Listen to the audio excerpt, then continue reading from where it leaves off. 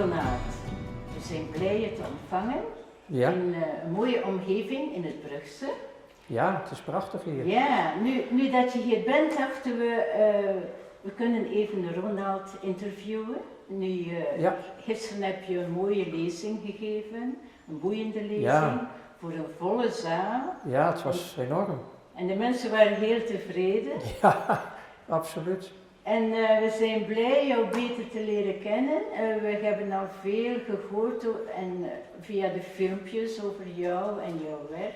Mhm. Maar we vinden het ook fijn om je persoonlijk ook iets beter te leren kennen. Ja. Mag Ja. dat? Ja, het is ideaal om dat hier in het Brugse te gaan doen. Ja. In zo'n mooie omgeving. Ik heb hier trouwens, voordat we begonnen, een boswandeling kunnen maken. Heerlijk. Ja, Met de mooie bloemen in de tuin. het is prachtig. En de geuren. Ja, Vooral ja. die gele bloemen die je achterop ziet. Ja, ja. Die geuren, dat is fantastisch. Mooi. Ik heb genoten. Mag ik zeggen jij of u? Als ik ook jij mag zeggen. Oké. Goed zo. Maar in het Belgisch is het normaal, althans dat is mij altijd al opgevallen van vroeger, want ik kwam hier ook veel voor het werk vroeger. Ook met jong, oud, alles door elkaar. Dat heel veel mensen, zelfs in de familie, toch met u spreken. Ik vond dat altijd eigenlijk wel heel erg mooi. Aan de andere kant, het jij en je maakt het in mijn beleving wat meer familiair, iets minder afstandelijk. Maar dat is een cultuurverschil, denk ik. Ja, Want in België is toch wel een behoorlijk zuivere vorm van het Nederlands bewaard gebleven. Ja. Mooi. Heel respectvol. Ja. Ik Dus- heb dat nog gehoord, ja. Klopt. Ja. Ja. Ja. Zo, en gisteren heb je heel mooi uitgelegd hoe het project eigenlijk ontstaan is. Want ik sprak over Luther die een droom had, I dream. Bij mij is het anders gegaan, dat zal je wel horen. Ja. En nu besef ik, voor jou was het geen droom, maar meer een taak. Maar ik snapte natuurlijk de metafoor enorm. Want wat Martin Luther King daar heel krachtig allemaal heeft gemanifesteerd. Met I have a dream. Natuurlijk, dat was een visionair. Die zag een wereld met vrede. Die zag alles wat kon. Dus in die zin snapte ik hem heel goed. Maar ik wilde hem een beetje humorvol maken. Door juist te zeggen van nee. Als wij dromen, in normale zin, als wij dromen, dan betekent dat we aan het slapen zijn. En binnen die slaap kan je die dromen, fantastische dromen krijgen die de meest onmogelijke dingen laten ervaren. Je kan in één keer vliegen, je kan van alles. Maar ik haakte erin met een stukje humor van nee, wij slapen niet meer, in die zin. Maar natuurlijk hebben we ook die droom. Die droom van Martin Luther King, die hebben we in die zin nu gestalte gegeven. Hè? Ja. Dat is wat we in de lezing gisteren ook lieten zingen. Ja. Van jongens, hoe kunnen wij met elkaar een wereld van welzijn, welbevinden en vooral ook vrede met elkaar creëren. Want tot nu toe, als we het overlaten aan de anderen, waar we dan ook op stemmen, dat is dan ook zo. Ja. Maar het is eigenlijk je echtgenoot, je vrouw, die je uitgedaagd heeft om dit werk te beginnen. Ja, dat heb ik dan inderdaad gisteren ook naar voren gebracht. Heel goed dat je dat stukje even aanhaalt. Dat was inderdaad in 2009. We kenden elkaar toen al een aantal jaren. Het was eigenlijk voor het eerst dat ik weer een echte relatie aanging met een partner. Daarvoor was dat eigenlijk niet echt aan de orde. En omdat wij dus ons hadden teruggetrokken in de zuivere, ongerepte natuur. In de fase dat zij ook zwanger was geworden. Toen kwam op een bepaald moment, het gaat zich centreren rondom die buik. Het nieuwe leven wat ontstaat is een heel mooi proces. En daarin kwam toen, en ik vergeet het nooit, want we stonden met een uitzicht over de valleien. En daarin kwam echt zij met die handen, want het was al een behoorlijke dracht, dus ze had de handen op dat buik. En toen vroeg ze aan mij, zo kijkend naar die pracht van die natuur, dat serene. Ze zegt van, hoe kunnen we deze wereld fundamenteel veranderen? Ik gebruik nu mijn eigen woorden, maar het kwam daarop neer. Hoe kunnen we hem fundamenteel veranderen? Zodat we een toekomst creëren voor ons kindje, maar ook voor alle kinderen die er zijn en nog gaan komen. Ja. En toen vroeg ze, hoe gaan we dat doen? Ja, ik zei, dan moeten we het financieel systeem aanpakken. Aha. Dat is de kop van de slang, dat is het wortel van alle ellende. De kop van de slang. De kop van de slang, want wat je ook verzint aan mooie initiatieven, prachtige initiatieven, kansrijke initiatieven, zolang je het financieel systeem niet aanpakt, pak je de kop van de slang niet aan. Ja. Want via het geld, via de machtsstructuren van het financieel systeem, hebben we nu ook dit decor waar we nu allemaal naar zitten kijken. En daar kijken we al heel lang naar. En we zijn er niet blij mee. En we zien dat onze kinderen worden geofferd via het slachtveld. Nu weer, Oekraïne, Russen en al die andere betrokkenen. En dat is maar één oorlog, want het is constant oorlog. Dus zij vroeg dat. En ik zei, het financieel systeem. Ik zeg, maar daar ga ik niet aan beginnen. Hoezo? Ik kom uit het financieel systeem, dat wist ze al van dag 1, want ik heb toen ik haar leerde kennen eigenlijk gelijk alle vuile was over mijn hele leven zo over eruit gegooid. En heel veel was voor haar onwerkelijk, van zit ik nu in een film? Want normaal zie je dat allemaal in een film en ik kwam het dus vertellen als mijn levenservaring. Maar ik vond dat ze de bagage moest kennen nog voordat ze überhaupt aan mij begon. Ja. Want we konden van alles gaan verwachten met mij. Dus zij wist daarvan. En dus ik zei van, daar ga ik niet aan beginnen. Hoezo? Ik had beloofd om nooit meer terug in het financieel systeem te gaan. Waarop ze zei, ja maar wacht even. Heb je dat aan iemand beloofd? Nee, aan mezelf. Nou zegt ze, ik weet dat je een man van het woord bent. Als je iets zegt, dan doe je het ook, daar sta je voor. Dat is een van de redenen waarom ze op me viel en nog steeds op me valt. Omdat ik een man van het woord ben. Ja, heel veel mensen houden zich gewoon nergens meer aan. Ook niet in hun woorden. En dus zij viel daarop, omdat ze dat zo weinig tegenkwam. Dus ik zeg, ik heb er moeite mee om een belofte, al is die aan mezelf, te breken. Ja, maar eigenlijk kom je op voor een ander systeem. Dus... Nou, wat zij daarin naar voren bracht, dat is, ja maar wacht even. Een belofte aan jezelf breken. Je doet niemand kwaad, zou je misschien jezelf daar kwaad in doen. Maar de vergoeding die je erop geeft, dat is, kan je het doen voor de kinderen. Ja, toen had ze me. Voor de kinderen, ik heb zelf daarin slechte ervaringen van geboorte af.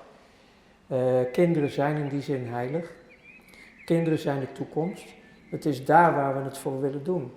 Dus dat was zeg maar de enige reden die je kon verzinnen om mij ergens toe te brengen. Het kind zijn. En dan heb ik het niet alleen over fysiek kind zijn, hè, dus tot aan 20 jaar. Ik heb het ook over het kind wat altijd in jouzelf blijft. Het innerlijk kind. Want het kind trekt zich naarmate hij geprogrammeerd wordt binnen de samenleving, trekt het kind zich uit bescherming steeds verder terug. Bij mij was het zover dat het in het diepst van het diepst opgesloten zat in een bunker, een atoombunker. Dus ik wist heel goed waar dit over ging. En ja, ik had echt zoiets van, dit is het allemaal waard. Om dan voor een ander misschien een fataliteit, maar voor mij was het een zware beslissing om die gelofte te breken naar mezelf. Dus ik heb 1 keer in mijn leven een gelofte gebroken en dat was naar mezelf. Maar die is het allemaal waard.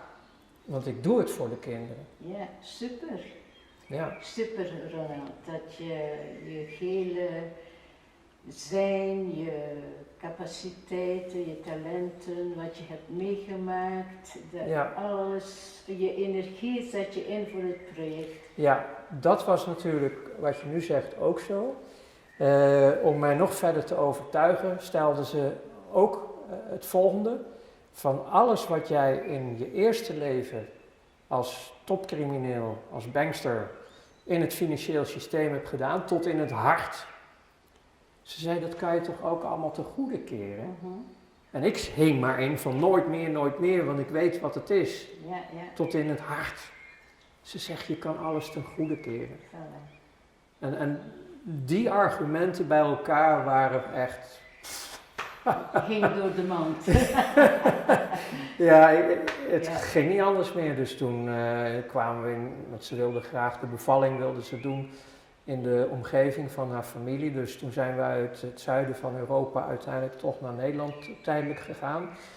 En toen ben ik begonnen, heel gedisciplineerd. Het eerste kindje was dus geboren en het tweede kindje moest gaan geboren worden. Dus ik moest zeg maar nieuwe blauwdrukken gaan schrijven voor een nieuw financieel systeem.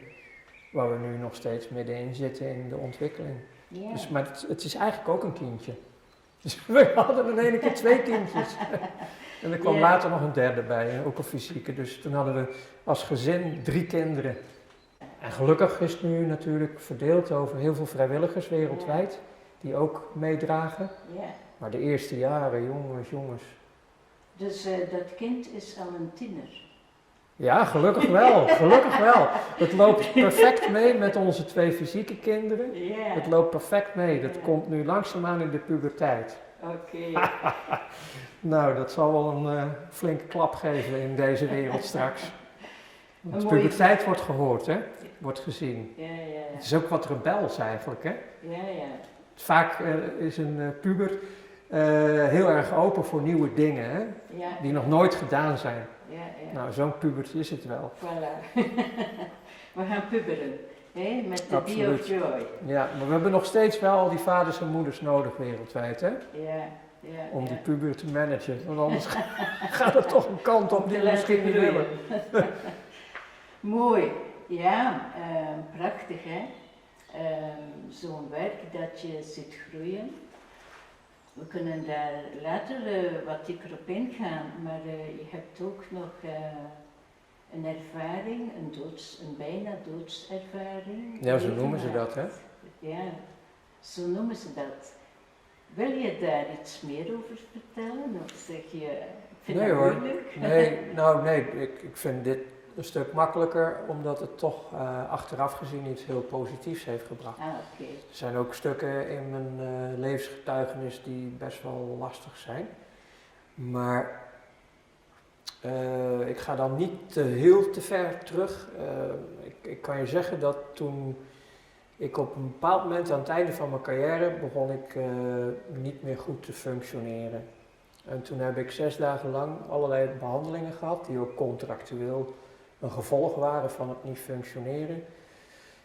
Op andere interviews van filmpjes die bij mij op YouTube staan, kunnen ze helemaal uitvogelen wat er allemaal is gebeurd.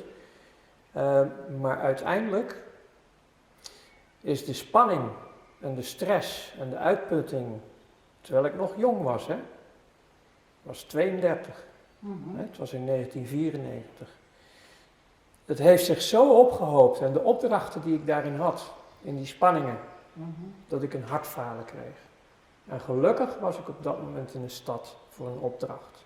Dus ik ben heel snel geholpen. Later zeggen ze ergens tussen de 10 en de 15 minuten. Mijn moeder had geloof ik over 12 minuten. Ik weet niet precies hoe lang ik werkelijk zeg maar klinisch dood was of wat dan ook.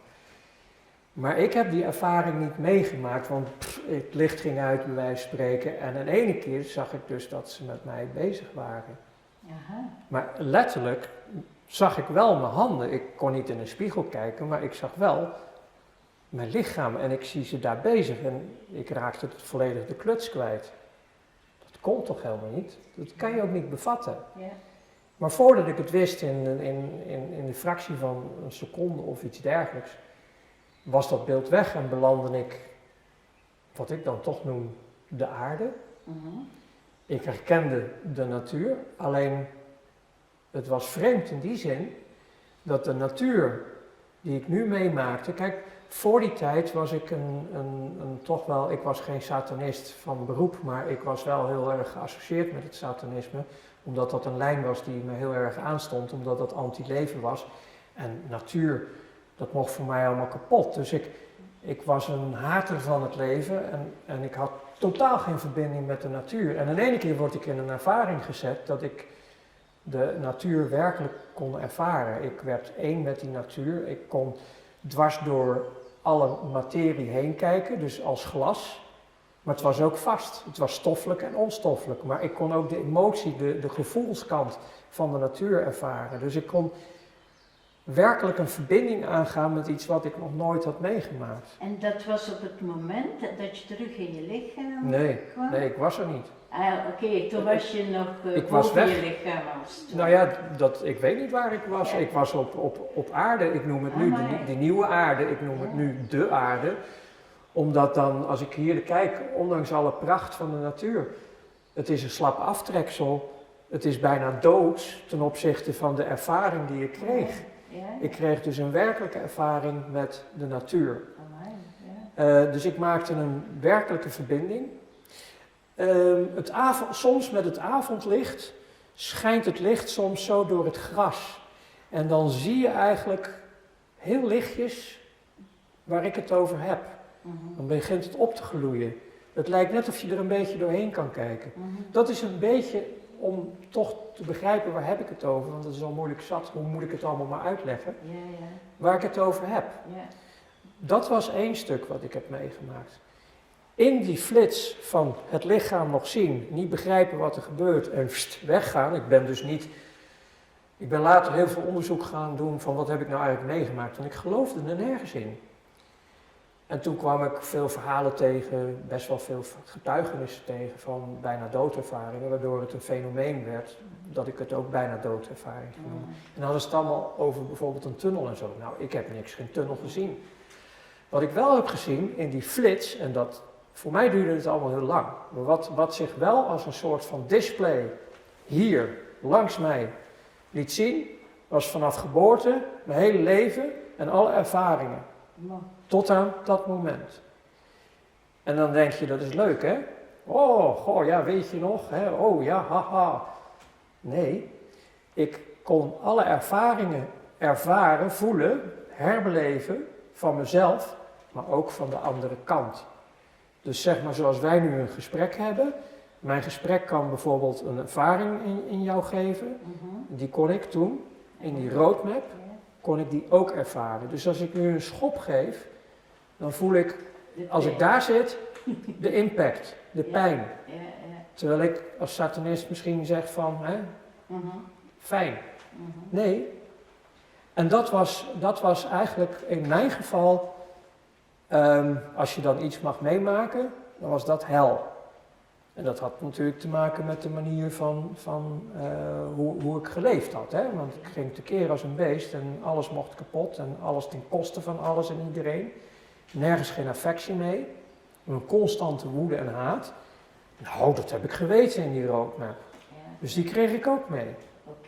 Ik kreeg ook mee hoe een kind, nadat een man en een vrouw zeg maar de liefdesdaad hebben bedreven, heb ik gezien hoe een kind uit het niets ontstaat.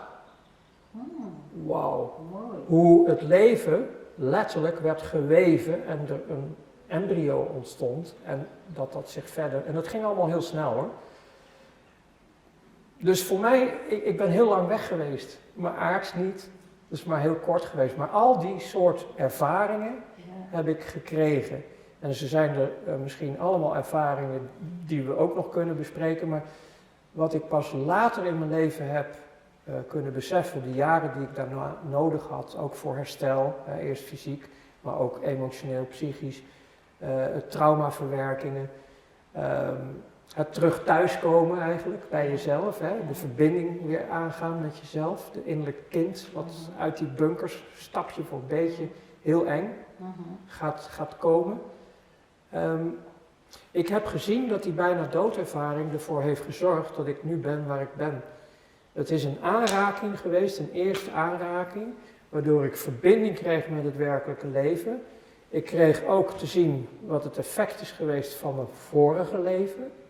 Want toen ik in herstel zat, in ziekenhuizen en klinieken, in Nederland, België en Luxemburg, ik ben meerdere keren verplaatst geweest, Toen ben ik op een bepaald moment, op dat beeld van de effecten die ik heb gedaan, hè, ik heb mezelf geoordeeld. Het enige wat ik verdiende, was de dood. Amai.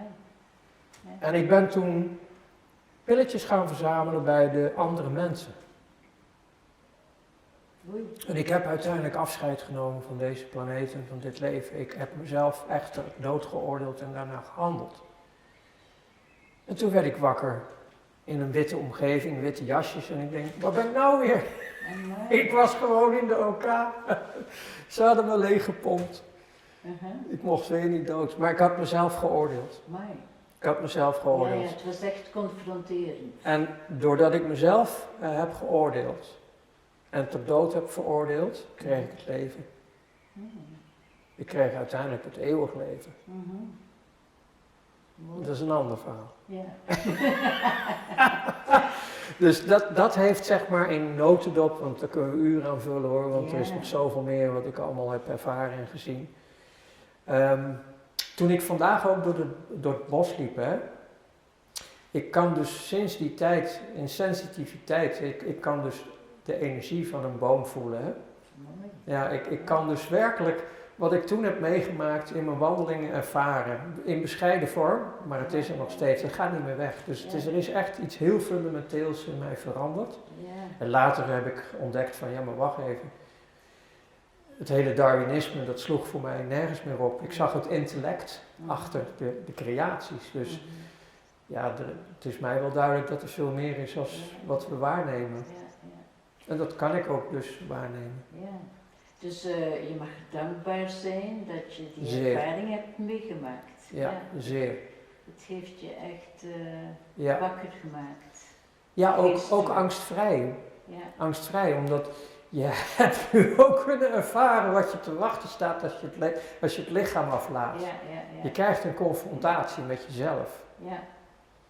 Je zei gisteren ook, ik ben niet bang om dood te gaan, Nee, helemaal niet. Het is toch een feest. want je gaat niet dood. Nee. Dat En zei je.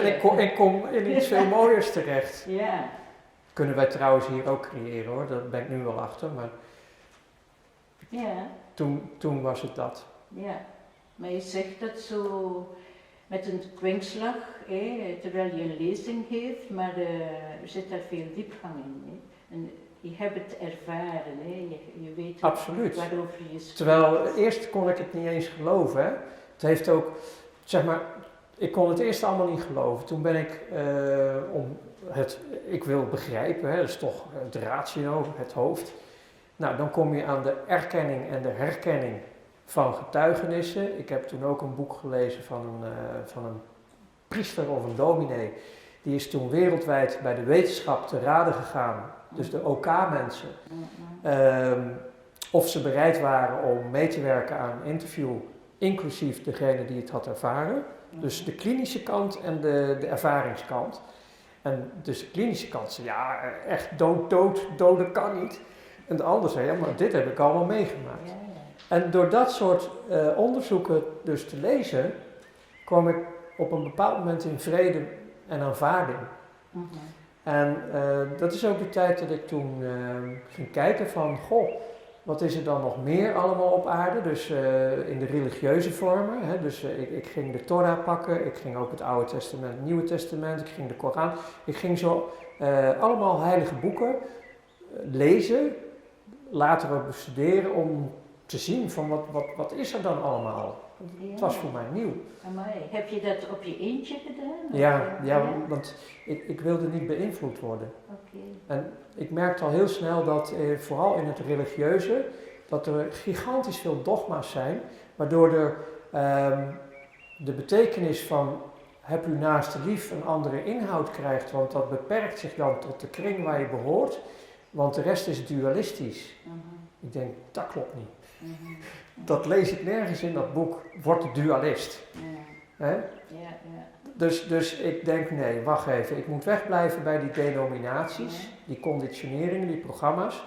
Iets wat ik in mijn eerste leven juist in mijn programma had zitten om te weten hoe je moet manipuleren in massa's. Dus ik wist hoe het spel werkte en ik ontdekte dat dat in het religieuze ook zo zat. Dus ik denk, nee, daar moeten we vandaan. We moeten zelf, eigenlijk onbevlekt in die zin, dingen tot ons gaan nemen. Om te weten waar dit allemaal over gaat. En toen ontdekte ik, al die boeken, als ik daar 1 samentrekking uit kon maken, was een goed beheer van al het leven. Dat is eigenlijk de opdracht die wij allemaal hebben meegekregen vanuit de creatie. Alsjeblieft, hier heb je de hele schepping, zorg er goed voor. Een beetje zoals wij een keer een auto uitlenen of ons huis, past er een beetje op. Hè? Trap het niet kapot. Ja. En daar hebben we een beetje een puinhoop van gemaakt. Dus die samentrekking was voor mij in een latere fase, na 2010, ik denk, hier zitten we. Een goed beheer van het leven. Dat is waar United People Foundation, de stichting, voor moet staan. Dan heb je in 1 klap het hele spel te pakken. Mooi. Een schepper van al het leven. Er zijn minstens 70% van de bevolking op aarde die op een of andere wijze erkennen en herkennen dat er een schepper van al het leven is. Plak daar een goed beheer van het leven aan vast, wat onze opdracht was. We mochten ook alles vernoemen, hè? We mochten alles een naam gaan geven. Dat kunnen we ook opnieuw doen. Dus zo vertrok ik dan veel later, nadat ik ook die studies had gedaan. Maar er zat veel meer in die studies. Ja, dat is die nieuwe wereld waar jij en wij samen mogen aan werken. Absoluut. Die nieuwe wereld. Maar ook niemand anders gaat het doen, hè? Oké. Nee, we zitten al heel lang allemaal in een bushok te wachten. Dan gaat die het weer doen, dan gaat die het weer doen. Dan hebben we GESA, dan hebben we NUSA. Nou hebben we dan weer dat bankieren, hè, wat ze gisteren ook noemden, dat QFS. Quantum Financial System. Joh, je wordt helemaal doodgegooid met alle lollies. Maar er komt niks van. Je moet het zelf doen. Ja, dus dat was even een stukje over de bijna dood. Ja, en ook waarom dat je eigenlijk in de theologie en de ik wilde dingen echt gaan begrijpen, hoor. bent ingedoken, hè? Ik wilde heel mooi. echt dingen begrijpen. En los van religies, we kunnen veel religies, veel instituten verdoemen, hè? En soms terecht. Maar als we naar de kern gaan... Ja, maar het punt is, dit is het vervelende eigenlijk aan de situatie. De mensen die binnen een denominatie zitten, over het algemeen, allemaal puur, zuiver in hun geloof, zuiver in hun persoonlijk geloof. Alleen, ja, weet je, vaak willen mensen ook toch ergens bij horen, voelen zich dan ergens thuis en aanvaarden dan de regels van het huis. Ik heb dat ook meegemaakt, want toen ik behoorlijk in die theologie zat, denk ik ga reli shoppen. Dus ik ben eens naar een moskee gegaan, ik ben eens naar een synagoge gegaan, naar de Messiaanse Joden ben ik gegaan, want dat is dan ook weer anders. Christendom, al die denominaties. Ja, en overal waar je kwam waren huisregels. En ik snap het, als de huisregels gaan over gooi geen stenen door de ruiten, steek de boel niet in de brand. Dat snap ik allemaal, hè? Niet bezatten. Maar ze hadden ook huisregels in hun geloofssysteem. Wat hun dan begrepen hadden hoe het geloof zit. En dan ook nog claimen dat hun de enige echte waarheid zijn binnen de groep. Hè? Dus die anderen daar, die hebben het niet, die begrijpen het nog niet, die zijn nog niet zo ver. Dus ik nam dat allemaal waar. En toen dacht ik, ja maar ho even. In de tijd van het satanisme, toen zag ik ook van ja, het Roomse bijvoorbeeld, daar is een paus ontstaan. En die paus is de verbinding tussen de schepper van al het leven en de mensen hier op aarde, die bemiddelt, zeg maar. En zonder die kerken, zonder die paus, is er geen contact. De paus een paar jaar geleden heeft zelfs nog gezegd van, hij keurde het af dat mensen rechtstreeks contact namen met Jezus bijvoorbeeld, met de koning. Oh, uit een boze. Dus je ziet, er wordt een mechanisme tussen geplaatst en dat zie je dus overal. Dus ik denk, ja maar ho even, er is gewoon een directe verbinding mogelijk. Dat is namelijk voor ons gedaan. Dat is 2000 jaar geleden gedaan. Alles is toen doorbroken door een timmerman. En Dus ik zag dat allemaal en ik zag al die verdelingen en iedereen heeft die waarheid. En toen had ik zoiets van nee, daar moet ik niet zijn. Dat kan ook nooit de bedoeling geweest zijn op die manier. Heel mooi, ja. De piramidale structuur van Ook de daar. instituten. Hè. Ook daar, je ziet dus inderdaad dat piramidale. Oh, dat is een leuke shot voor de mensen die van mij weer gehakt willen maken. Hij heeft het teken van de piramide laten zien. Doen ze allemaal, kijk maar met het oog en bla bla bla. Ik moet er zo op lachen, maar nu merk ik het zelf dat ik ze al hoor. Nee, maar het is inderdaad, het is allemaal die piramidale structuren. En die hebben we niet nodig. Helemaal niet. Het is andersom. Ja. We moeten hem omkeren, want Satan heeft, want die bestaat dus echt. Hè, dat is een aardse naam, want het was de lichtdrager. Het was een lievelingetje, hè? Het was Lucifer, de drager van het licht. Oh, vriendjes, met iedereen. Maar ja, toen kwam de mens. En die was hoger geplaatst, want dat werden de zonen en de dochters van de Allerhoogste. Ja, toen is het fout gegaan, hè? Toen is de oorlog gekomen. Maar dus de Satan, ja, die heeft alles omgedraaid hier op aarde. En we kunnen hem dus omkeren, die piramidale kunnen we omkeren. Dus kunnen we vanuit de bron, kunnen we creatie doen. Mooi. Ja.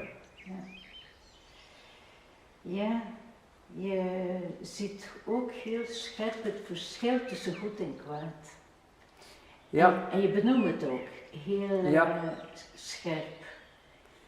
Ja, ik heb natuurlijk het geluk gehad Ja. door eerst zelf heel kwaad te zijn en Ja. heel haatdragend. En daardoor eigenlijk op aardsniveau eigenlijk het diepst van het kwaad te hebben mogen ontmoeten. In mezelf, maar ook buiten mezelf. Ja, je herkent het, hè? Ja, daarom gisteren ook na de pauze, ik heb er toch nog 1 keer extra op gedrukt met klem. Onderschat niet wat er nu aan de gang is en hoe demonisch eigenlijk dat systeem is en niets ontziend. Ook voor de mensen die dus nu denken zichzelf veilig te stellen. Dus de mensen die nu meewerken aan een totaal wereldwijd controlesysteem via allerlei mechanismes, digitale mechanismes, die dus als een vazaal nu meedoen en denken dan stel ik mezelf veilig en mijn gezin. Ik beloof ze nu al dat ze bedrogen uitkomen, want alles is vervangbaar. En als ze dat niet geloven, moeten ze eens terugkijken in de geschiedenis van dictatuur. Kijk bijvoorbeeld naar het model van Hitler en hoeveel van zijn dienaren vanaf het begin tot het eind gesneuveld zijn dat ze uit de gratie vielen. Ze waren niet meer nodig. Het systeem is bruut, zonder gevoel, net als een computer, net als een robot. Het slacht. En dat heb ik gisteren na de pauze toch nog een keer erin gevreven. Want dat wordt zo onderschat. En dat komt omdat de mens zelf, de meeste mensen van zichzelf, hebben dat helemaal niet. Ze kunnen het ook niet voorstellen en niet erkennen. Die zijn goedig. Het is moeilijk. Ja, om het te accepteren. Maar ik heb het dus werkelijk willens en wetens allemaal zelf doorlopen. Ik heb er heel bewust voor gekozen. Dat was mijn drijfveer. Vol met haat en woede. Om die destructie, die dus nu aanstaande is, om die uit te voeren. Maar ik ben eruit. Gelukkig. U zei ook gisteren, de satanisten volgen de Bijbel. Ja. En u verwees naar Openbaring 13, het merkteken van het beest. Je zou niet kunnen kopen of verkopen zonder dit merkteken op je hand of op je voorhoofd. Ja. Ja. Ik vind het wel frappant dat jij dat zegt, omdat jij kent heel het financieel systeem. Dus je ziet wat op ons afkomt. Hè? Ja, ik heb natuurlijk vroeger heel erg meegewerkt aan de destructie. Ik zat aan het hart van de kop van de slang. Ik deed daar opdrachten voor, want dat is het piramidaal systeem waarin de gouden driehoek bovenin zit met die 8.000 tot 8.500 mensen toen de tijd. En als atheïst kon ik heel veel dingen die ver weg lagen, je praat dan toch over bijvoorbeeld de jaren 90 en dan zo naar hier. Dan praat je toch over 30 jaar en meer. En ik vond heel veel van die dingen krankzinnig. Van over 30 jaar, waar heb je het over? Die hele roadmap. En dat hun juist degene waren, want het gaat niet alleen over de kleine verwijzing die ik gisteren maakte. Het gaat over het boek Daniel en het gaat over het boek De Openbaringen. En met name het boek Openbaringen, daar zeiden ze zelf van dat dat een herschreven boek was, wat uiteindelijk pas in het katholicisme na 400 werd erkend om op te nemen in de kanon. Later ben ik eens onderzoek gaan doen van waar hebben jullie het over? Want hun als satanisten volgen dus letterlijk de openbaringen van de Bijbel. Die zijn ze aan het vervullen. Dus hun nemen misschien openbaringen serieuzer als welk christen of wie dan ook. Mhm. Maar dat vond ik toen allemaal koekoek. Het was science fiction voor mij. Maar alles wat ik toen hoorde, is wel gebleven. En dus in mijn nieuwe leven, nieuw bewustzijn, begon ik dingen te combineren. Van, oh maar wacht even, dat was toen. Mhm. En dat is nu dus gebeurd. En dat is nu aanstaande. Dus ik begon met de voorkennis die ik had, begon ik dus heel makkelijk dingen in te zien en te begrijpen van wat ik nu ook weet. En daar is ook wel een stuk ingeving bij, want niet is alles van mij. Ik krijg ook gewoon, net als ieder ander, ingevingen. Ik zie soms dingen. Dan noemen we dat, het viel me binnen. Ik had een idee, we doen het af als niks, maar er wordt gewoon met ons gecommuniceerd. Je neemt het aan of je neemt het niet aan. Je doet er wat mee of niet. Ik doe er wel wat mee. En dus dat stuk waar ik het gisteren over had, dat ging heel erg over dat de rijken, de armen, de grote en de kleine uiteindelijk niet meer kunnen kopen en verkopen binnen een systeem zonder het merkteken, het getal van het beest, de naam van het beest. En er mogen best wel metaforische uitdrukkingen in zitten, beeldspraak in zitten. De mechanismes in het diepste zijn natuurlijk gewoon heel duidelijk. Je krijgt dus een code en met die code heb jij toegang tot een systeem. En dat systeem zorgt ervoor dat je volledig kan deelnemen aan het leven binnen dat systeem. Is het nou om een bankrekening te bedienen? Is het om ziekenzorg te krijgen of gezondheidszorg, nog veel mooier? Of om te reizen, of om te stemmen via een digitaal loket, of je belastingaangifte te doen, of wat dan ook. Toegang tot het leven. En dus in Openbaringen staat het dus letterlijk beschreven vanuit die tijd. Maar ja, het is wat ik zeg, de katholieken hebben toen in de jaren 313, 335, toen zijn dus zeg maar de schriftgeleerden de kanon van de Bijbel zijn ze gaan samenstellen. En dat was onder keizer Constantijn. En het was moeder Helena die zei, dat moet je doen. Om de vereniging te maken van staat en religie. En dus in die tijd werd het boek Openbaringen zelfs toen al, dat is gewoon beschreven, afgedaan als satanisch.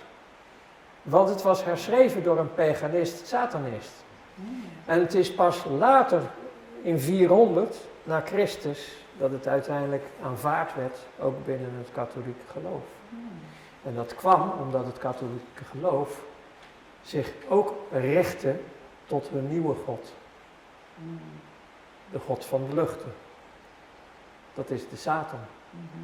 En dat gaat weer een stof oplaaien. Maar doe zelf dan eens onderzoek.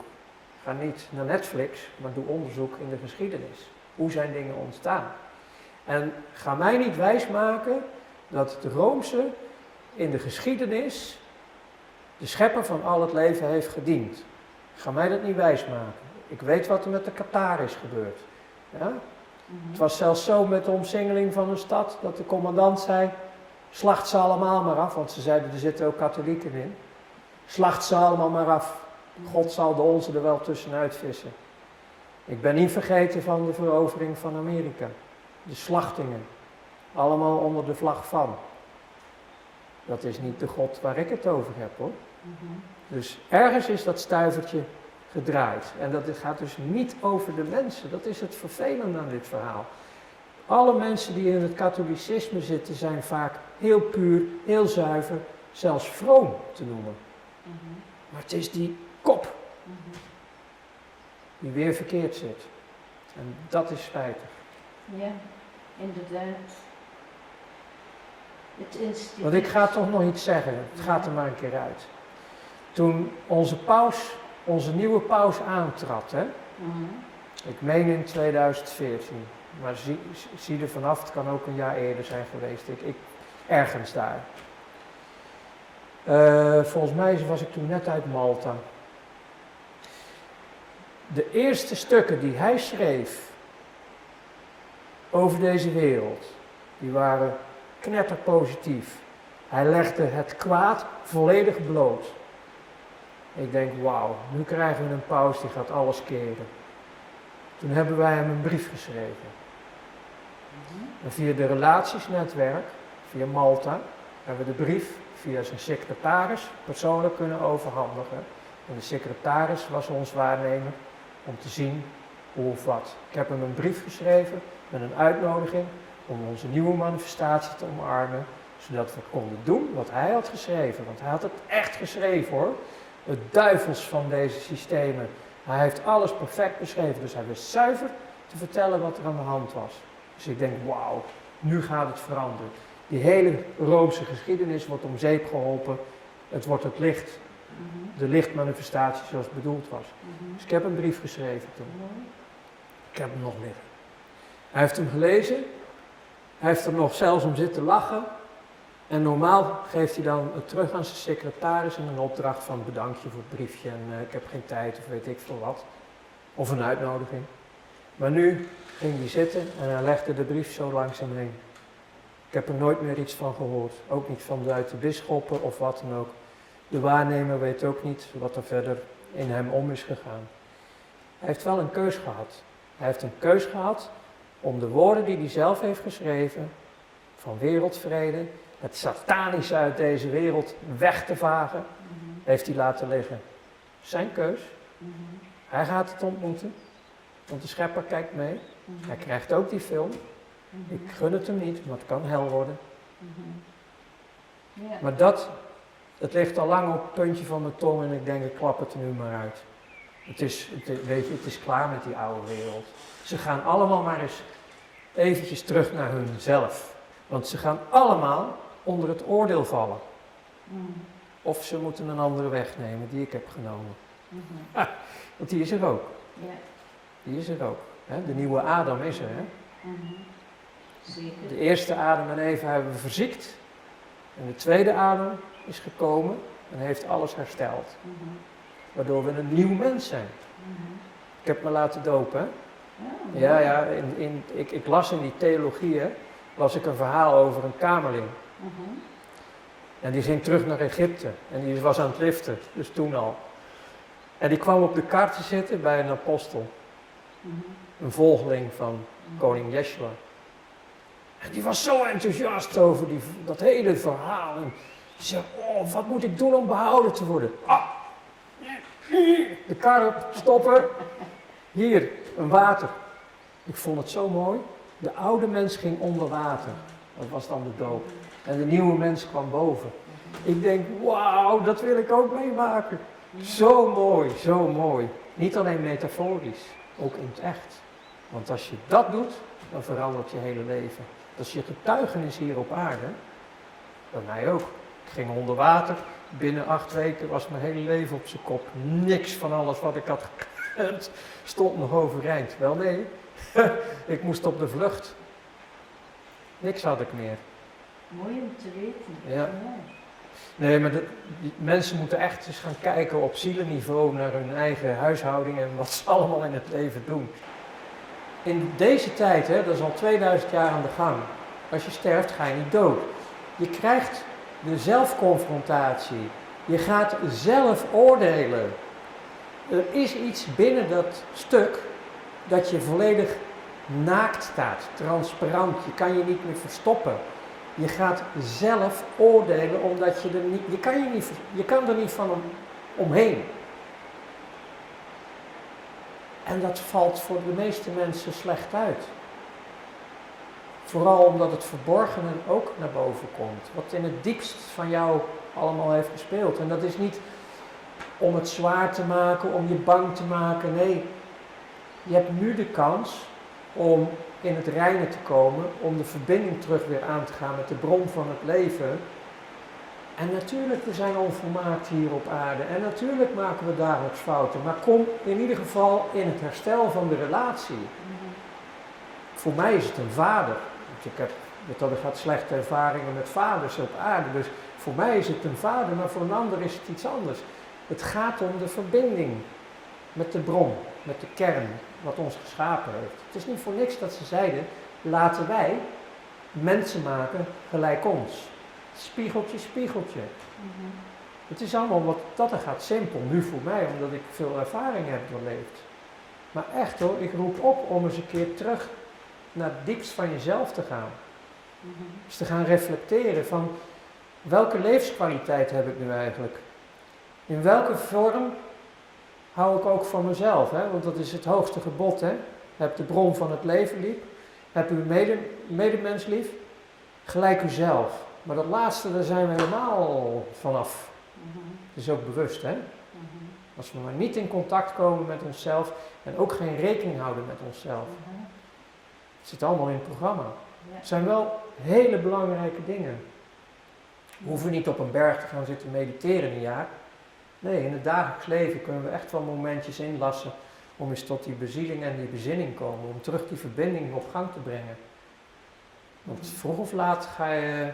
En omdat ik uit die oude wereld kom en ook dat zo extreem heb meegemaakt, is dit ook juist voor zo'n paus. En juist voor al die vazalen die nu eigenlijk met Satan meedoen. Hè? Het hoeft niet. Ze kunnen allemaal elke dag opnieuw kiezen. Zeggen stop. Want als mensen zeggen stop, die onstoffelijke macht heeft geen toegang meer op aarde. Ik heb dat al een keer eerder gezegd. Als alle mensen stoppen om een kanaal te zijn voor het kwade, dan hebben we gelijk wereldvrede. Dan hebben we gelijk de welvaart en welbevinden. Wereldwijd. Omdat we het niet meer toelaten. Want het was al verbroken 2000 jaar geleden. Want wij houden het nog in stand. Niemand anders. Dus ga niet zitten van ja, maar het is die of het is die. Het is de Satan, het is die.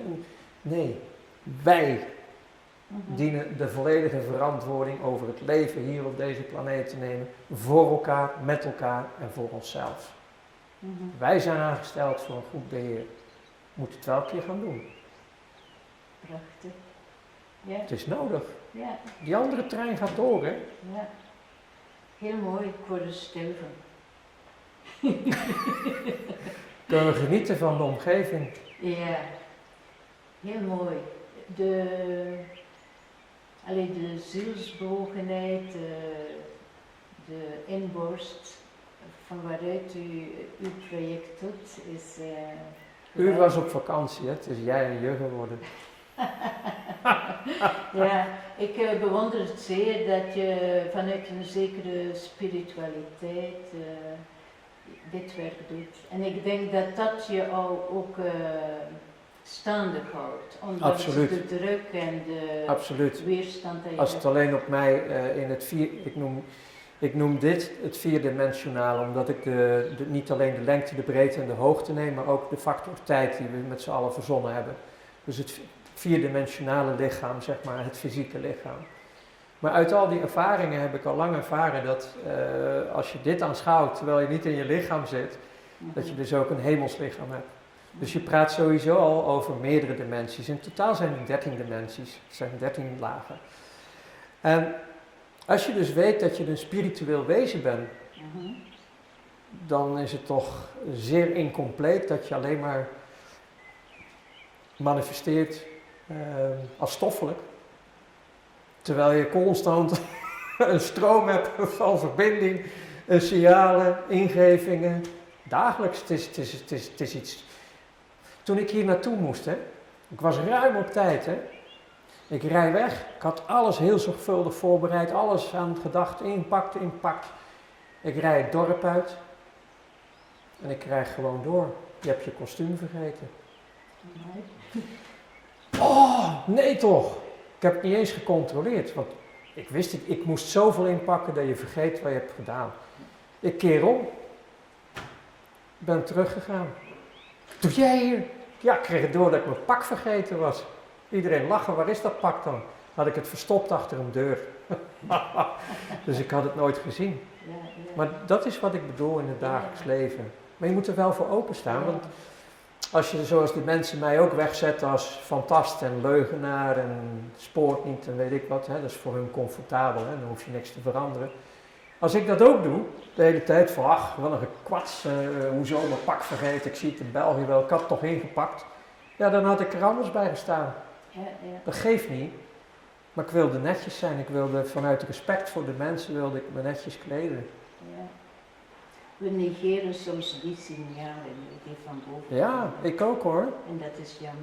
Hè. Ik ook. En dan gaat mijn hoofd weer zeggen, ah, onzin en zo hè. Ja, ja. En dan later, hier zouden ze zeggen, Dieu. Van, had ik maar weer geluisterd. Ja, Het kan zoveel makkelijker in die interactie, want ja, in het begin dat ik het gebed ontdekte ook. Ja, het was een experiment. En later werd het een dialoog. Ik schrok me kapot hoor, de eerste keer dat je mijn stem hoort. Het leek dan heel erg op je eigen stem, maar veel krachtiger, maar ook veel liefdevoller als jezelf. Maar toch herkenning. Hè, sommigen noemen dat dan je innerlijke stem. Nou ja, als dat dan allemaal ontstaat en je gaat dat uiteindelijk aanvaarden als een realiteit, dan heeft het ook de ruimte om te komen. Hè? Dus ja, in die zin is het een onderdeel van mijn leven geworden. je straalt het ook uit, hè? Oh ja? Ja.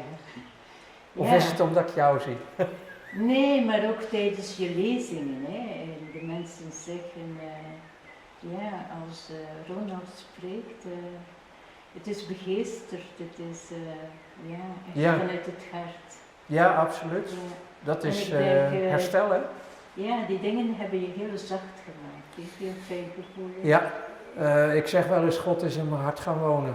Ja, want daar zit zijn zetel. Ja, Ik heb het toegelaten. ja. En ja, dat is voor iedereen natuurlijk. Hè? Dat heeft de timmerman voor ons gearrangeerd. Het reisbureau, zeg maar. Heeft er wel voor moeten lijden, maar goed. Ja. Het is uit liefde gedaan. Ja. Onvoorwaardelijke liefde. Ik Ja. zou zo knettergek niet zijn hoor. Mhm. Om mijn eigen zoon naar de aarde te sturen. Te laten geboren worden voor al die mensen hier. Jongen, wat een hopeloos verhaal zeg. Ja, Die willen toch niet? ja. Tot nu toe niet hè. De massa, wel nee. Ga gewoon door. Tot putje. Tot ravijn. Ik vind dat zonde. Als je dan een schepper hebt die van iedereen houdt. Iedereen, niemand uitgezonderd. En alleen maar in gemeenschap met elkaar wil. Zoals in het paradijs toen was hè. Mhm. Dat hebben we ook verkloot. Als dat er nou is. En dat je dan zelfs je zoon ervoor geeft. Ik zou het niet doen. Dat is onbeschrijfelijk dat je zoiets doet voor de mens. En dat je daardoor eigenlijk de weg vrijmaakt om allemaal thuis te komen. Mhm. En werkelijk als zonen en dochters te gaan manifesteren. Want we zijn maar een partij groot. We weten nog niet half wat we allemaal kunnen. Moeten we wel loskomen. Moeten we wel in de gemeenschap met elkaar zijn. Als een lichaam. Ze noemen het ook wel eens het lichaam van Christus. Het heeft niks met kerken te maken. Klopt. Pittige dingen voor de mensen hoor. Weerstand. Je sprak gisteren ook van wij zijn zonen en dochters van de Allerhoogste. Absoluut. Dat is toch een prachtige eer dat je weet. Als iemand zegt, hè, vaders en moeders zeggen dat soms ook wel heel plat, hè? Laten we een kindje maken. Maar in Genesis, in de eerste boeken, stond dat toch ook. Mhm. Laten we kindjes maken, Mhm. om het simplistisch te houden. Mhm. Dan heb ik toch een vader, dan heb ik toch een moeder, Mhm. dan heb ik toch ouders, dan ben ik toch een zoon, dan ben je toch een dochter. Waarom moeten we minder zijn? Mhm. Die eer is ons toch gegeven. Waarom moeten we dan blijven hangen in al die conditioneringen vanaf geboorte dat we niks zijn? En dan moeten we een ego ontwikkelen om te bewijzen dat we wel iets zijn. Terwijl we het allemaal al zijn. Mhm. Dan zitten we toch in die leugen. Ja. Het hoeft helemaal niet. Ja. We hoeven alleen maar te gaan staan. Het is ons allemaal gegeven. Prachtig. Ja. Angstvrij. Ja. En die ark van Noach. De financiële ark of de Ja, echte? Nee, maar het is ook een symbool. Hè? Ja, In die tijd waren de mensen ook, ja, ze zaten ook in een systeem die ook niet deugde. En Mhm. God heeft hen eruit gehaald. ja. Zo, Ja, nou, er was natuurlijk wel, kijk, Noach en zijn familie die een bootje gingen bouwen, hè, die werden natuurlijk ook voor zot verklaard. Hè. En ja, ik geloof dat hij 40 jaar heeft zitten bouwen, hè, voordat het klaar was. Hè. Maar het moest zo groot zijn dat van elk diersoort, al het leven moest een mannetje en vrouwtje mee. Hè. En het volk, nou ja, we weten hoe het ging. Ze trokken zich nergens wat van aan en we waren natuurlijk allemaal fantasten. En zo was het ook met mij. Hè. Laat maar gaan. Ja, en toen ging het regenen en het stopte niet meer. En niemand had een zwembandje, dus de meesten verzopen. Maar wat een van de grondslagen van dit spel is, dat is dat toen de gevallen engelen gemeenschap gingen houden met de vrouwen van de aarde. Daaruit werd het DNA veranderd. Er ontstonden reuzen. Maar het ging om het veranderen van het DNA. En het veranderen van het DNA was eigenlijk het teken om dit volledig te initiëren. Je zat namelijk aan de bouwstenen van de oorspronkelijke schepping van ons mens. Die werd vernietigd door de verandering in het DNA, door de gevallen engelen. En omdat wij de laatste jaren een paar dingen hebben meegemaakt die in ieder geval de potentie in zich dragen, althans volgens de wetenschap. De wetenschap die laatste jaren dit massaal naar buiten hebben gebracht, maar werden onderdrukt door social media en andere kanalen. Ik heb daar wel naar geluisterd. Ik ben er ook sommige gaan bezoeken. En die legde duidelijk uit dat wat het laatste jaar is gebeurd, ook middels de mRNA-technologie, dat de potentie in zich draagt om het DNA te veranderen. Als dat waar is, dan zitten we dus voor de tweede keer in het schip. En toen dacht ik, oké, we zitten op herhaling. De belofte van verzuipen komt niet meer. Het oordeel dus wel. Laten we de financiële ark van Noach er maar in gooien, want dat is de enige weg dat we er nog uitkomen. Anders is het weer gedaan. Ja. Want het is klaar, hè? Het is een keer klaar. En als ik dus de oude machten mag geloven waar ik in werkte, die hadden het altijd maar over hun deadline lag op 2028. 2028, ik denk jullie zijn echt helemaal van de pot gerukt. Totaal absurd. Maar inmiddels weet ik dat dit wel, zeg maar, het tijdspad is. 2028 willen ze dus klaar zijn met hun manifestatie, zodat we volledig in een demonisch systeem zitten, waar we niet meer uit kunnen, en dat de slachting, dus het opruimen van de mensheid, dus in volle gang is. Want de vernietiging komt. Er blijft maar een select groep mensen over op aarde. Ja, dat klinkt natuurlijk als angstinboezemend, maar ik geef het toch maar even mee, want ik kan ook niks zeggen en het gewoon laten gebeuren. Het is toch goed dat mensen van tevoren weten dat er echt iets aankomt wat verwoestend is. Ik heb het in een aantal interview toen ook nog eventjes aangehaald. De Georgia Guidestones was door een heer Christiani was dat geïnitieerd, hè, de vergunningen. Dus de vergunningen bij de gemeente om in Georgia een groot kolossaal monument neer te zetten, de nieuwe 10 geboden. En daar stond bovenaan, eerste regel, om de mensheid te laten tot het niveau van 500 miljoen mensen. Het heeft daar heel lang gestaan, hè. En dus die meneer die bestaat helemaal niet, hè. En toch heeft hij via de gemeente de vergunningen gekregen om dat monument te zetten. En in een interview had ik het daar even over. En dan ook het beeld erbij van die Georgia Guidestones en waar ze naartoe aan het gaan zijn. Hun blauwdrukken, ze laten het van tevoren allemaal zien. Alleen iedereen neemt het niet serieus. Ik had het nog maar net verteld. Een paar weken later werd het monument opgeblazen. Ploef, weg. Geen bewijzen meer, toch? Ja. Dus, Bizar, hè? Dat is bewust gedaan volgens jou. Ja. Ik vind het bizar. Ja. Het zijn allemaal toevalligheden. Ja. Maar ik was vroeger degene die bij de club kwam. En toen ik dus mijn echte basis kreeg van de Gouden Piramide, kwam ik daar nog als jonge streber binnen met de intentie om alles te vernietigen. En hun zeiden van, dat gaan we niet doen, Ronald. Er zijn zat mensen waar we nog mee verder kunnen gaan. Select, maar we gaan verder. Ik vond het mietjes, ik vond het slappelingen. Mooi. Hoezo? Alles moet kapot. Ja? Later, door de ervaringen met mijn collega's, het nieuwe wereldje, ja, vond ik ook van, nee, niet iedereen hoeft weg. Het is goed zo. Dus nog veel later, toen ik dus ook die Georgia Guidestones ontdekte, ja, toen snapte ik het wel. Dus heel veel is pas later op zijn plaats gekomen in mijn leven.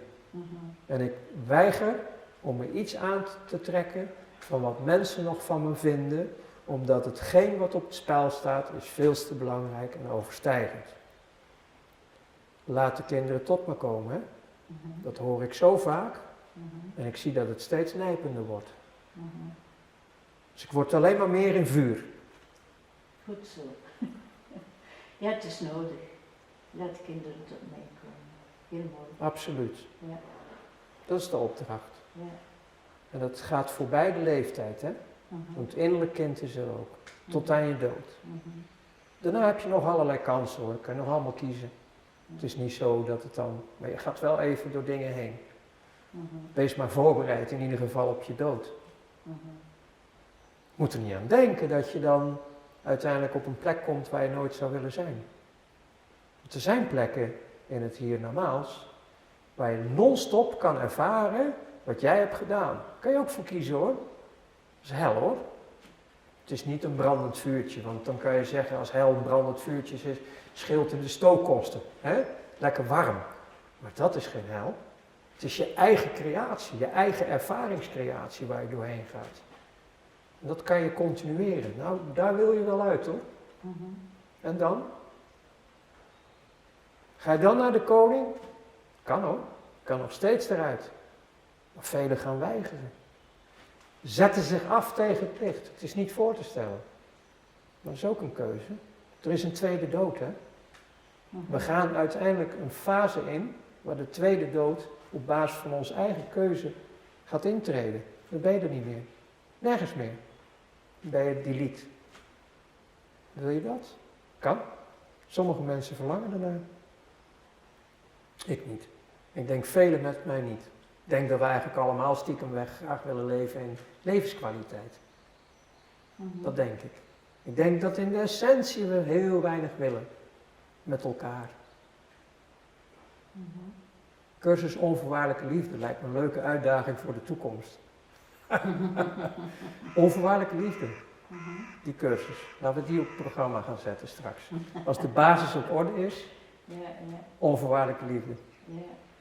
Dan moet ik denken eigenlijk aan het rendement. Het rendement die u beoogt, of die jij beoogt als be of joy.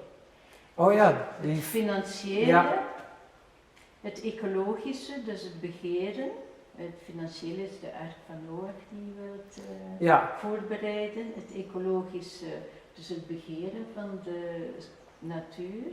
Maar ook het emotioneel, het sociaal en het transitioneel welzijn van de mens. Ja, en dan als je hem van boven naar beneden leest, dan heb je dan feest gecreëerd voor iedereen. Ja.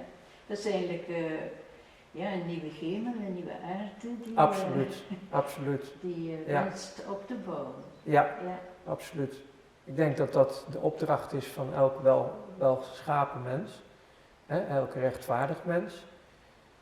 We willen het stiekem weg allemaal, maar we weten niet hoe. We voelen ons vaak machteloos, gefrustreerd. En daarom heb je dat coöperatieve nodig, dat lichaam, wat zich vormt. En ja, ik begon dat ooit met mijn vrouw en we creëerden het kind en het werd dan de blauwdruk voor Be of Joy. Later werd het dan gemanifesteerd in United People Foundation, een stichting. Dus ik schonk al het intellectueel eigendom aan een stichting, dat het ook niet meer van mij was. Alles voor de mens en voor het kind. En we willen dat eigenlijk allemaal. Dus door de gereedschappen te creëren op basis van al mijn ervaringen, maar dan ten goede, dat dienstbare gereedschappen kwamen, dat was dus dat financieel systeem waar het mee begon met die hand op de buik van de zwangerschap. En dat heeft zich gaandeweg gevormd. En ja, dat heeft best al een tijd geduurd. Vooral vanuit mens zijn, hè. Het moet allemaal snel. Ik was ook gewend, een project begin je 2,5 jaar later. Kan je ongeveer zien of het gezond is en dat het gaat een kans krijgen of niet. Maar ja, ik was wel vergeten dat we nu begonnen aan een wereldwijde transformatie van een hele wereld. En dat dat toch wel een heftige klus is die eigenlijk onmogelijk is.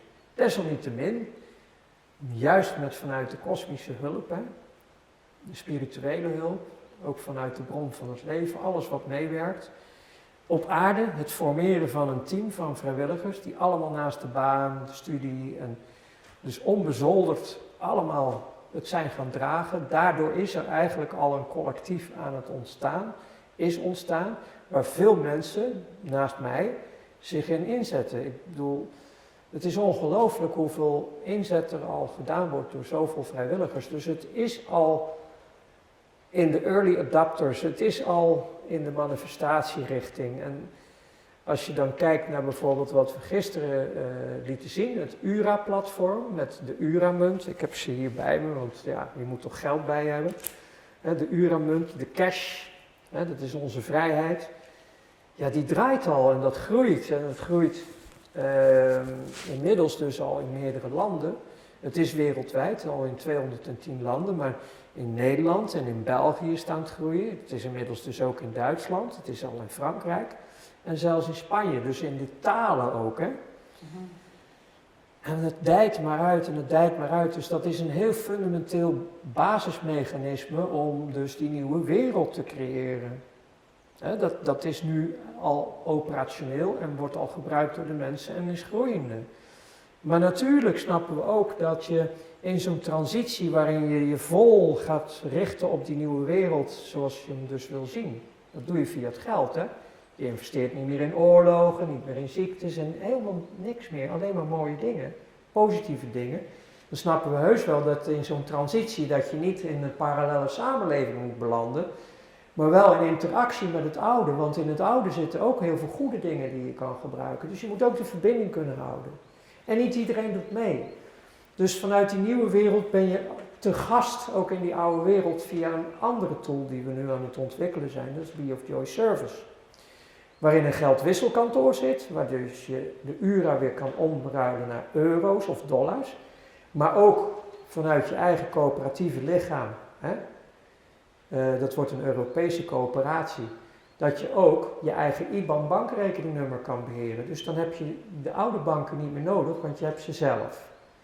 En dat je ook nog een debitcard hebt voor de plekken waar je dus niet meer met cash op dit moment kan betalen. Daar kunnen we heel moeilijk over doen, of het ons makkelijk maken. En als gast, nou ja, weet je, ik heb verder toch niks van doen. In dat wereldje van het teken van het beest. Want je hoeft daar niet aan mee te gaan doen dan straks, hè. Als dus die digitale identiteit, de QR-code, de smartphone en de central bank digital currency, als die 4-dimensionale kooi zeg maar, zich om jou heen sluit en de cash is weg in die systemen, moet je daar niet meer in zitten als je niet het teken van het beest wil gaan dragen. Want het wordt gemarkt, hè. Het is een spiritueel markt. Dus als jij daar nog wel mee wil communiceren, verbinding wil houden, dan moet je als gast daar wel ook kunnen handelen. En dan heb je dus een IBAN-bankrekeningnummer en een debitcard. En een geldwisselkantoor om met je nieuwe geld ook in de oude wereld te kunnen zijn. Al is het met de CBDC-ruil. Je bent er als gast. Als hun zeggen, je moet dat en dat, want anders sluiten we je af. Hoezo sluiten we je af? We hebben onze eigen IBAN, onze eigen debit. Waar bemoei je je mee? Wat wil je afsluiten dan? Je bent de gast. Dit is een mechanisme waar ik heel lang in heb moeten leven nadat ik uit het ziekenhuis was ontslagen en niet meer in deze wereld kon leven. Toen moest ik dus volledig anoniem in deze wereld leven, maar ik moest wel gastgebruik kunnen maken van systemen. Zo heb ik dat voor mezelf toen ontwikkeld en geleerd en dat gebruik ik nu ook weer. Dat je dus volledig open kan staan voor ook die digitale kooi waar al die mensen in zitten. Want zolang wij de verbinding houden in de transitie en zij zien hoe het ons gaat, dan is dat aantrekkelijk. En komen de mensen tot inzicht en zeggen dat willen wij ook. Dus er komen nadien nog heel veel mensen over naar de nieuwe wereld die nu blijven zitten. Zeker. Sommige mensen beseffen niet dat ze in die kooi zitten. Nee, totaal niet. Ja. Want het is ook allemaal gedaan op basis van gemak, hè? Het is zo verdomd makkelijk en ik heb het zien ontstaan, hè? Het begon in Nederland met een burgerslavennummer, een BSN-nummer, een nummer fiscaal. En hoe dat uiteindelijk je persoonlijk nummer werd en dat je niks meer kon doen zonder dat nummer, dat begon al. Toen kwam de pinpas, terwijl vroeger nog de loonzakjes waren. Je zag de eerste telefoontjes komen, nog grote zware accu's. Later werd het een mobieltje, het werd een smartphone. De betaalpas ging in de smartphone. Je kan al zo betalen, contactloos. Die handeling komt er al in, hè? Plop, plop, plop. Straks een chip, plop, plop. Er zijn al veel mensen in Zweden en anderen die doen er al aan mee, hè? Betalen in de trein, plop, met een chipje erin, hè? Gewoon een klein reiskorreltje, hier zo. Dus je ziet hoe het zich vormt op basis van gemak. Doe je deur ermee open, doe alles ermee open. Dus het is niet, ja, wat een onzin. Nee, het is wereldwijd al aan de gang. Mensen kiezen er zelf voor, vanuit gemak, het is veilig. Je kan het ook niet kwijtraken, je sleutels niet meer kwijt. Al die bankpassen, al die codes, het is allemaal vervelend. Je wordt er zo ingesluist. En je hebt het niet in de gaten. Het is zoals het boiled frog syndroom. Je zet het pannetje op het vuur, kikkertje erin, het is lekker koud, vuurtje hoger en op een duur gaat het koken en de kikker overlijdt. En dat is wat er gebeurt. Of hij springt eruit. Ja, dat kan ook. Ja.